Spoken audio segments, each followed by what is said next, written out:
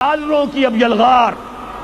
اب یہاں پر امریکی سرمایہ ڈالر چاہے مشرق سے آئے چاہے مغرب سے آئے وہ یہودیوں کا اعلی کار ہے. آپ نے اگر $1 نوٹ کا اگر کبھی نقشہ دیکھا ہو اس کے اوپر جو سگنیا بنا ہوا ہے جو نشان ہے وہ کیا ہے؟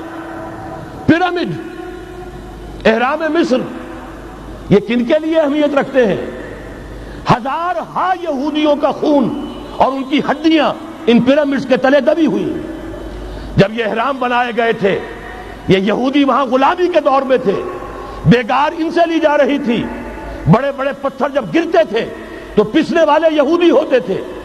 یہ ان کی اپنی جیسے ہولوکاسٹ، جیسے انہوں نے اس کو اپنا سمبل بنایا ہوا ہے، اسی طریقے سے پیرامڈ، مصر کا پیرامڈ یہ گویا کہ ان کے اس زوال کا ایک نشان ہے. اور اس پر ایک آنکھ بنی ہوئی ہے، ایک آنکھ، کانے دجال کی آنکھ، وہ دیکھ رہی ہے. عجیب ہے یہ سمبل.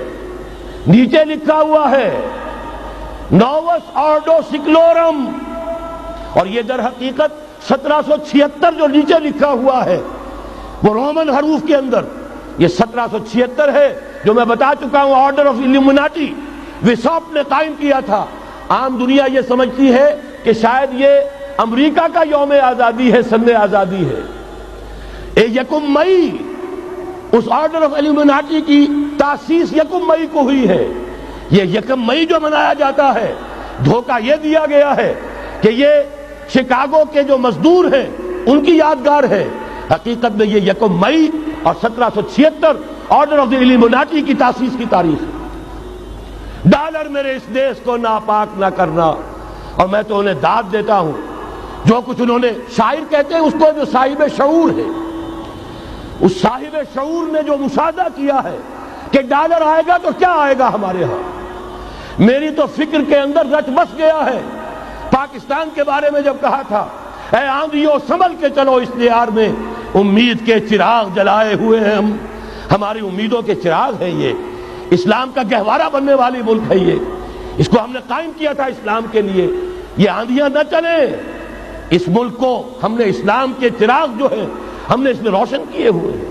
اے آندھیوں سنبھل کے چلو اس دیار میں، امید کے چراغ جلائے ہوئے ہیں ہم.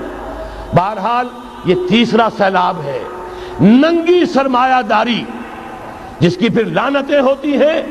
ایک طرف فقر، ایک طرف احتیاج، ایک طرف بھوک، ایک طرف دولت کے انبار.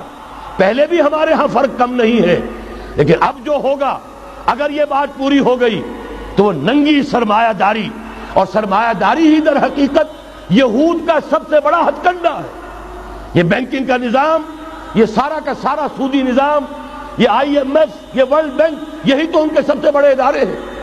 تو واقعہ یہ ہے کہ 3 طرف سے ہم پر حملہ ہو رہا ہے. اور یہ سود کے بارے میں کیا کہا تھا اقبال نے؟ از ربا آخر چمی زائد فتن. اس سود کے ام الخبائث کے پیٹ سے سوائے فتنوں کے اور کیا برآمد ہو سکتا ہے؟ کس نہ داند لذت قرض حسن. کسی کو قرض حسنہ کی لذت یاد نہیں رہی. بغیر سود کے قرض دو. تمہارے پاس فاضل رکھا ہوا ہے کسی بھائی کو دو کہ وہ اپنی معاشی گاڑی کا پہیہ چلا لے، پھر اصل واپس لے لینا. اگر اتنی ہمت نہیں ہے کہ ان تصدقوا فهو خیر لکم، صدقہ ہی کر دو تو سب سے اچھا ہے. دے ہی ڈالو اپنا فاضل سرمایہ. یسألونک ماذا ينفقون قل العفو. مت رکھو اپنے پاس، یہ گندگی ہے. لیکن اگر بڑے ہی کم ہمت ہو تو کم سے کم قرض حسنہ دو، اپنی اصل رقم واپس لینا. کس نہ داند لذت قرض حسن. از ربا جاں تیرا دل چوں خشت و سنگ. اس لیے کہ سود کے ذریعے سے انسان کے اندر تاریکی پھیل جاتی ہے. دل جو ہے اینٹ کے مانند، پتھر کے مانند سخت ہو جاتا ہے، کٹھور. ثم قست قلوبکم فہی کالحجارۃ او اشد قسوہ. آدمی درندہ بے دندان و چنگ، اور انسان بغیر اس کے کہ بھیڑیوں والے دانت ہوں اور بھیڑیوں والے پنجے ہوں بھیڑیا بن جاتا ہے. بہرحال اب کرنے کا کام کیا ہے اس کو سمجھیے. اس پوری صورتحال کا میں نے آپ کے سامنے نقشہ پیش کر دیا. ایک طرف مغرب سے نیو ورلڈ آرڈر، جو جیو ورلڈ آرڈر ہے، اس وقت کی سپریم پاور آن ارتھ امریکہ کی سرپرستی میں بڑی تیزی کے ساتھ حملہ آور ہے. دوسری طرف وَمَكَرُوا وَمَكَرَ اللَّهُ وَاللَّهُ خَيْرُ الْمَاكِرِينَ۔